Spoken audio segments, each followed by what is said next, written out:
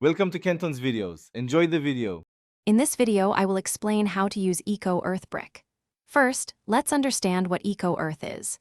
It's a natural, compressed coconut fiber substrate, perfect for creating a healthy environment in your terrarium or vivarium. To start, you'll need a large, sturdy container. Make sure it can comfortably hold at least 10 liters of water, as the brick will expand significantly. This initial step is crucial for a smooth rehydration process. Now, let's hydrate your Eco Earth Brick. Carefully add about 3 to 4 liters of warm water to the container with the brick. You'll notice the brick slowly begin to absorb the water and expand.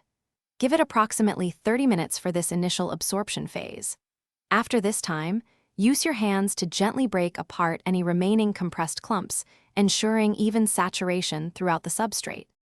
Once fully hydrated, it's time to prepare the substrate for your enclosure. Gently squeeze out any excess water from the Eco Earth until it's just damp. The ideal consistency should feel like a wrung-out sponge, not dripping wet. Now, spread the prepared Eco Earth evenly across the bottom of your terrarium or vivarium. For most common setups, a depth of 2 to 3 inches works perfectly. Using Eco Earth offers several great benefits for your pets. It naturally helps maintain optimal humidity levels within the enclosure, which is vital for many species. Plus, it provides a soft, natural bedding that encourages burrowing and natural behaviors. Remember to spot clean regularly to remove any waste.